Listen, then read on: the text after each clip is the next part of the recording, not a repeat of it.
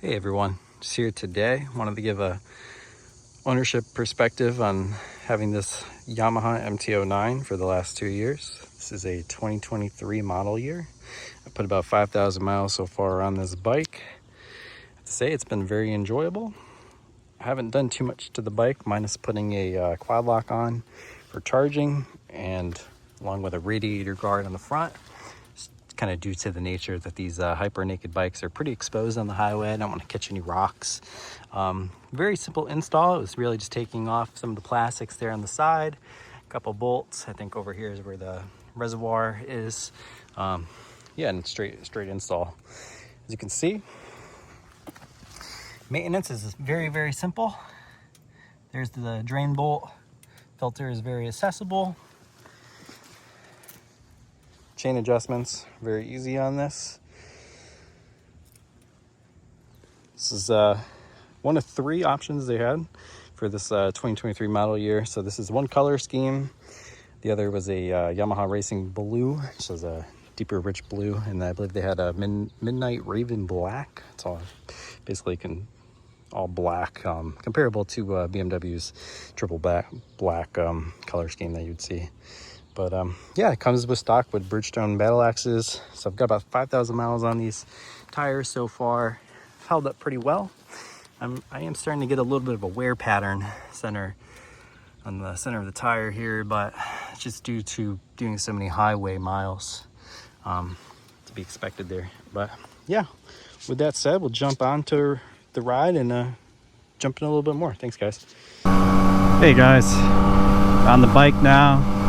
So like I said, this is a 2023 Yamaha MT-09. Got about 5,000 and change miles on this bike so far. So it's a pretty good amount of mileage, I think, to be able to give so far impressions on this in my last 2 years of ownership on this bike. So for maintenance, I've just done your standard fluid changes.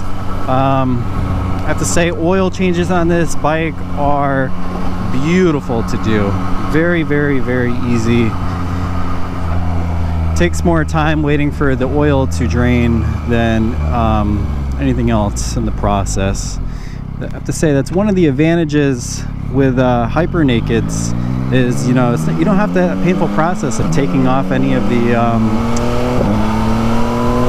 fairings. But as you can probably hear, the CP3 engine, very smooth, very torquey. I think specs offhand, I think it's around 120 horsepower the CP3 engine makes, give or take. I think exact is about 117 with around 80 foot-pounds of torque, I believe this engine's delivering. So it does come standard with a quick shifter up and down. You'll probably find that on most modern bikes nowadays. I have to say, I don't know if it's due to the nature of the transmission on this or just the inline 3 and how those components meet, but quick shifts up and down are very smooth. I know some bikes, first to second might be a little clunky. Even downshifts here, going to third, give a little open up. Very fast, responsive. So I'm riding a D mode 1 right now, which is no limitations, full engine, the most responsive throttle you're gonna have. I believe there's 4 riding modes for this bike.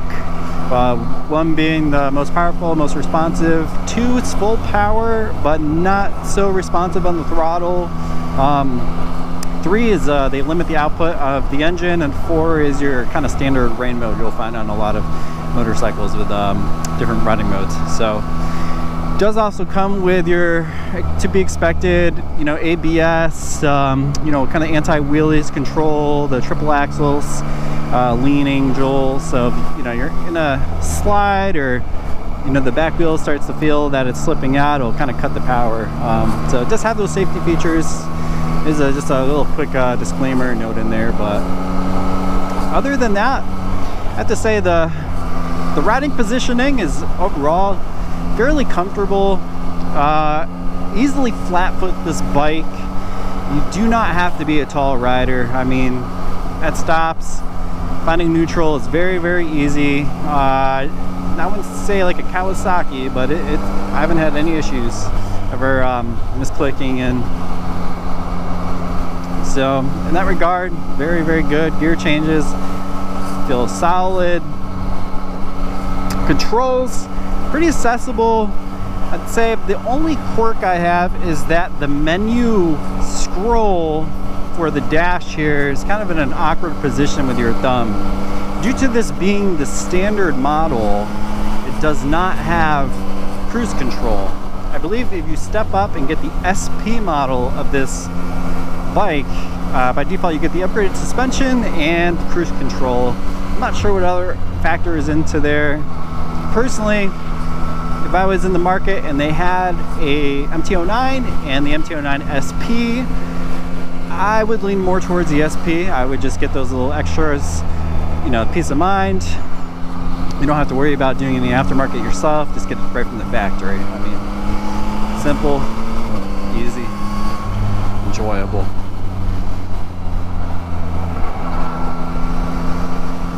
So the seat overall, not the most cushionish. If you're really looking for that comfort, you could definitely go aftermarket. I don't find it too uncomfortable. Maybe after an hour or so, you might want to stop.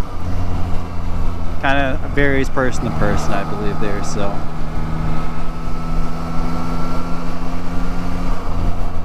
it is a blast riding this bike, I have to say. If you've never ridden hyper naked, it's definitely worth trying out any kind of local demo days that might be in your area.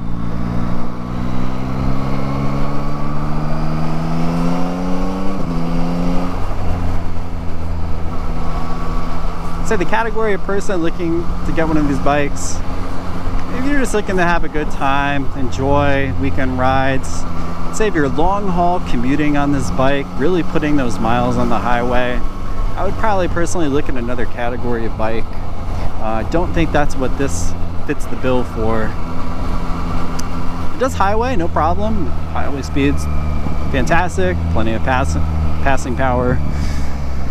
But if you're really looking to crunch some miles, I would definitely lean into the comfort category, personally. But with that said, it is still a very, very fun motorcycle to ride. Very light, very agile. Quick shifter is a bliss. Controls feel pretty good. Just get a feel here for the knobs. It doesn't have, I believe, the auto canceling feature. You know, some bikes nowadays have with the indicator. Not a deal breaker, that's for sure. So just out here, enjoying the weather. Finally got a nice break. It's been very brutally hot, or if it's not been hot, it's just been raining. So it's nice to finally get some good weather.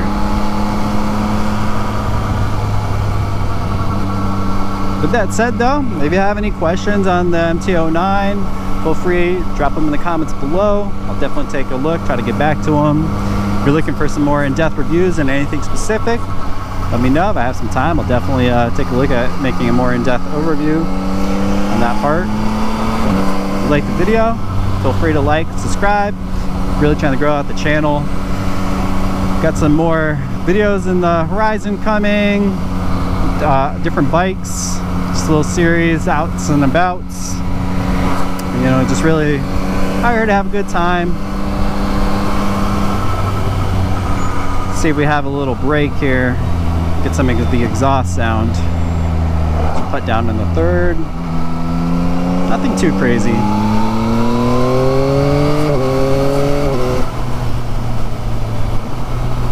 Very crisp gear changes. It delivers power, I feel, the whole time. So I'll make sure, I think we're closing in on a golf course here. I don't want to be catching any out of bounds balls or catching the four.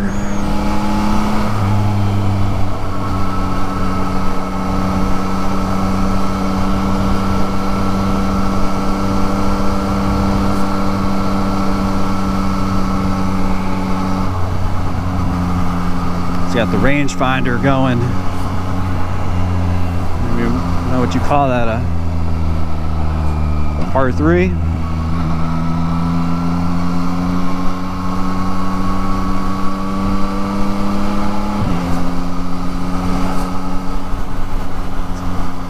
Some folks on the putting green, on the range, enjoying it all.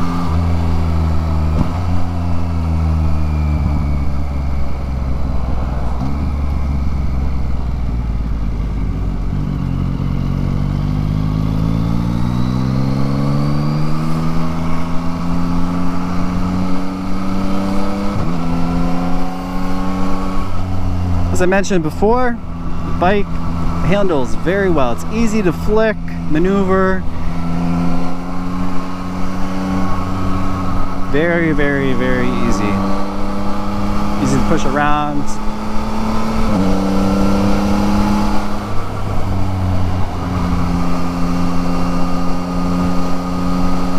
Definitely a fun bike in that category.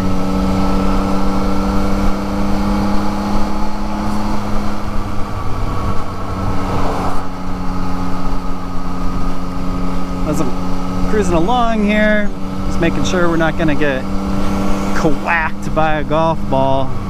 I'd say the mirrors, very, you know, on bikes to bike, I would probably rate these maybe like a 6. I have to adjust this assembly a little forward. I'm not sure if you can tell in the camera, but that lever is kind of popped up a little bit. That's how I got the bike, but flicking it kind of cuts off. I have to tap in my elbows a little bit to see.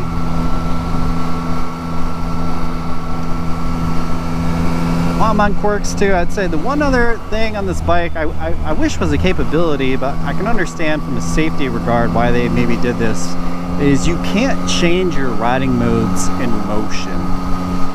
Now, let me just lay out an example. So I was going on the highway one day, and you know, you always catch those random storms with the rain that was never on the forecast, and I got caught in a downpour. On the highway, you know, nice rain mode, let's pop it on. Nope, not while it's in motion. And I feel like it kind of defeats the purpose of having riding modes if you can only change them when you're stopped. In a case like that, when you're on the highway, I mean, what are you supposed to do? Pull over on the breakdown lane and change the riding modes and pop back on in the heavy rain? I mean, it seems a little counterintuitive to me, but I can understand from a safety precaution. They just don't want people looking down in the dash and not where they're going and playing with all the gadgets, but to each their own, I guess. But other than that, I really don't have any other major complaints on this bike. Very enjoyable, very easy to get into the corners with.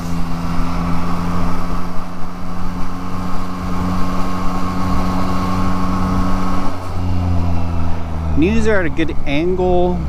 Riding position is very upright. For a very sporty natured motorcycle, I would say it's a very comfortable riding position.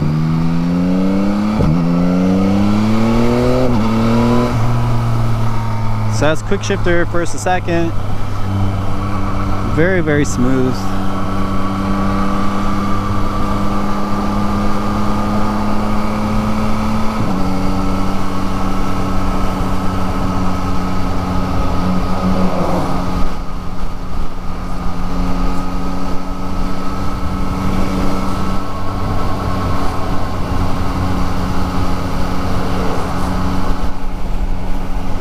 Got my visor cracked, so I hope the sound quality is okay. If not, I'll definitely fix that into the future. But cruising along.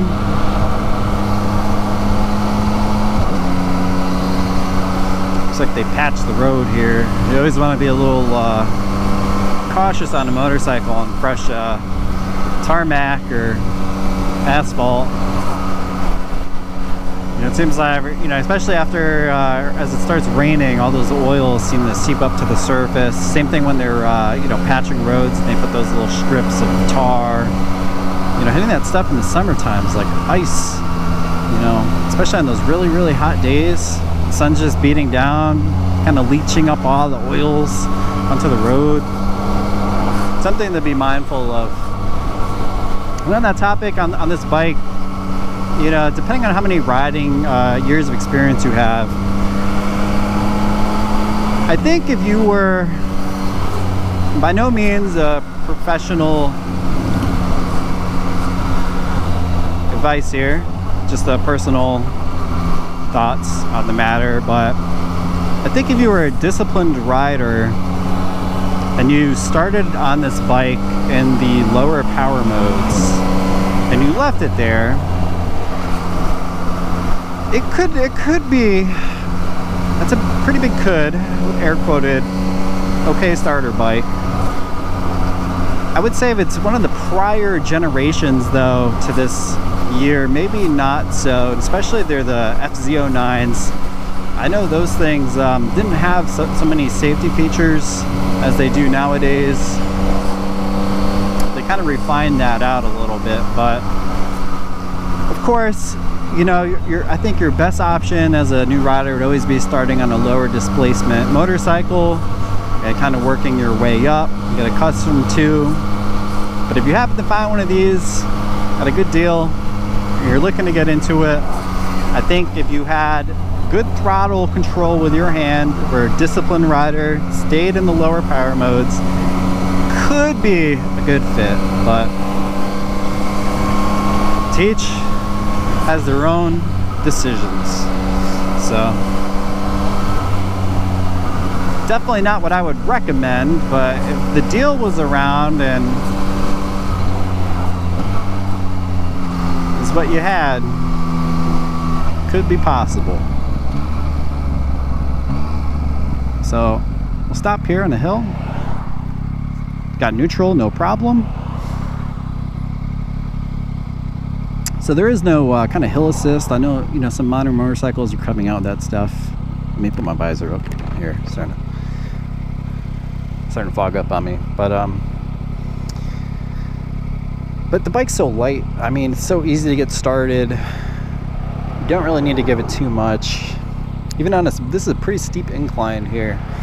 Should be able to get it started very, very good. It's actually been a while since I had this particular bike out. But yeah, as we're sitting here, I think some more specs. I mean, you can probably just Google on this bike. Fuel range, you're probably looking around 150 miles a tank. I think it's about 3.5 gallons, maybe 3.7, somewhere in that range. Don't quote me on it. But I've done most of my mileage on this bike. It's actually been primarily highway use. I'd say that's pretty average for a lot of bikes, you know, somewhere in that 150, especially in this category, unless you're kind of getting into a cruiser style or an adventure bike with the larger tanks. Got some road survey work going on here or something. But so back into neutral from first, no problems. 1 foot down, got 1 foot on the brake. Very, very light bike.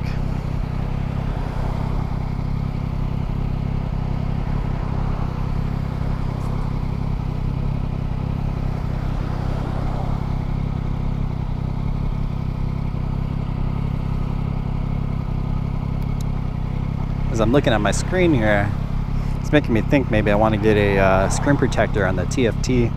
I'm starting to see some of the micro scratches on the screen in the sun here. It's maybe another good option if you pick up one of these. Let's say, might be worthwhile getting one of those covers. I know sometimes you get them and it kind of messes with the sun glare, even though they're supposed to be anti-glare.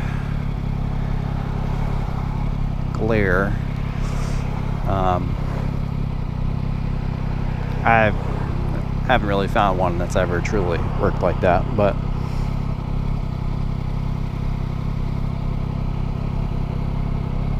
so So modes are switched here. You scroll through the menu.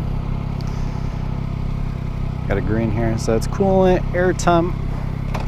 Just says it's 86 degrees, a little higher than I thought.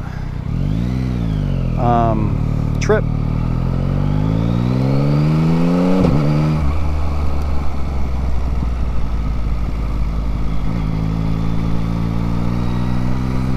What else we got here? Lap fuel consumptions,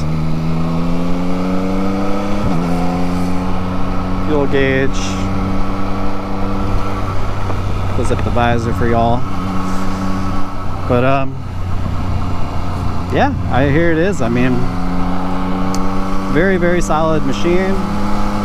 Well worth it. Thinking that maybe the next video I'll just do a little highway overview on this bike. Maybe some more details on some maintenance, the chain, oil, fluids.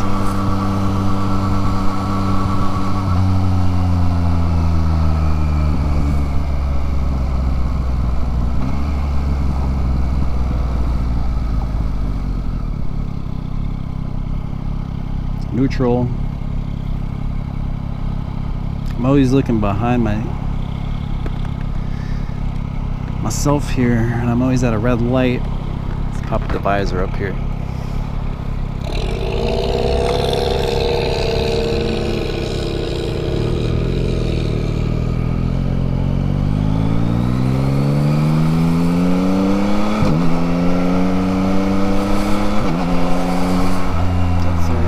Quick shifts with the quick shifter,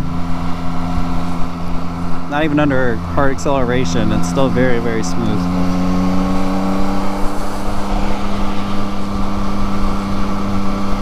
Somebody's hauling.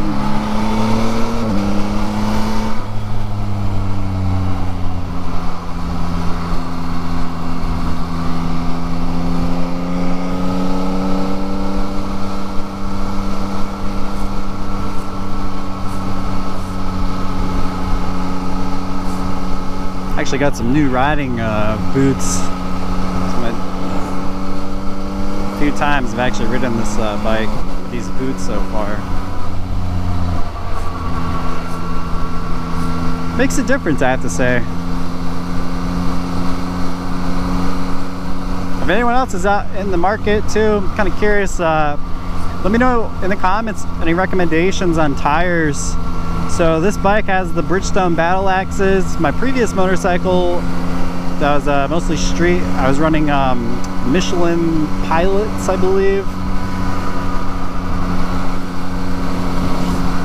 This looked like a, I don't know if that was one of the Honda NCs, or couldn't catch it in the sun there. But yeah, let me know in the comments below any tire recommendations, especially if you have one of these. What are you using? How's it been? I have to say these tires have been pretty good. Haven't really felt any slippage on them. Felt pretty good. But yeah, I'm really curious if anyone else actually has recommendations for gloves too in the market for those. It's always hard to find gloves, especially if you order them online. I feel like, you know, depending on the brand, you're always in between a size. And maybe it's just me. Maybe not, but I always seem to get the wrong size. Even if I measure and I use their size guide, it just never seems to work the way you're intending. But then we need to hit the brakes, downshift. I'd say it's always a good habit to get into as you're slowing down on a bike too. Just tap your rear brake a few times if a car is behind you. It's a little hard to kind of guide the distance and speed of a bike in front of you sometimes on a car, and just kind of tapping that brake lights up that rear indicator, let them know that you're slowing down. So, but with that, thanks for watching, guys. See you in the next video.